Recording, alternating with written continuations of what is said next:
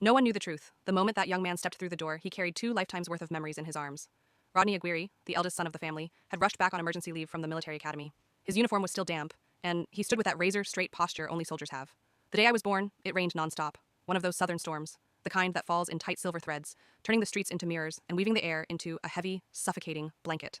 He didn't spare me, his newborn sister, so much as a glance.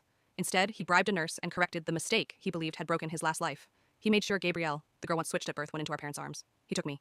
He slid me into a flimsy cardboard box, tucked the sodden swaddling around my face, and carried me out into the rain. We rode a city bus to the farthest edge of town, to Eastine Hollow Lane, where weeds shouldered cracked brick and the wind hissed through rusted fences. There, at the mouth of a narrow, broken alley, he crouched and looked into the box. "Jenna," he whispered, lips bloodless, fingers shaking. "Don't blame me." He tucked the blanket tighter around me. "In the last life, Gabrielle died miserably, because of you." He swallowed hard. "I don't blame you, but she should have had a carefree life." He set the box in the shadow of a crumbling wall. "Someone will pass by. Live as an ordinary person, okay?" His eyes reddened. He turned his face away like it hurt to breathe. "I'm begging you. Don't come back to us in this life." He left, without looking back. I lay there, newborn lungs too weak for a cry, consciousness bright and terrible, because I too had come back. In the life before, the hospital had swapped me with Gabrielle. She grew up as Miss Aguirre. Satin dresses, private tutors, piano recitals, a passport stamped with soft border cities. Rodney, a decorated pilot in his dress blues, and Gabrielle, an aviation doctor with sunlight in her smile, side by side in every photograph. I, Jenna, went home with an ordinary couple. At 3, a car crash took them both. The orphanage took me.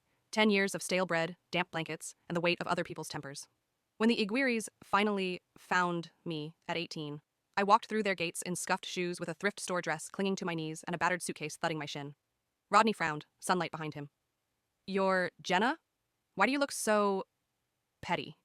After that, the day that split everything in two came at the base. A plane went down. Rodney and Gabrielle were pinned under the wing, metal screaming as it cooled. The doctor's voice shook. "We can only save one first." I hesitated only a heartbeat. Save Rodney. Gabrielle died. The family never forgave me. I never regretted the choice. I learned rehab from the ground up.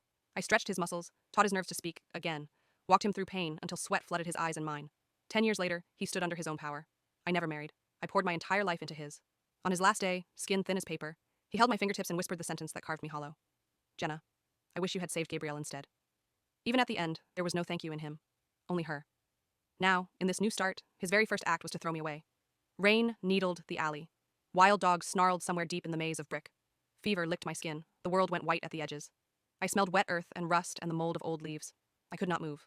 I could only look up at a sky that did not know me. Memories crowded close. The years of tendon charts and muscle maps. The nights of cold compresses and silent prayers. The one sentence that made my bones ring. My breaths grew shallow. The rain seeped through cotton. A soft, familiar darkness began to gather.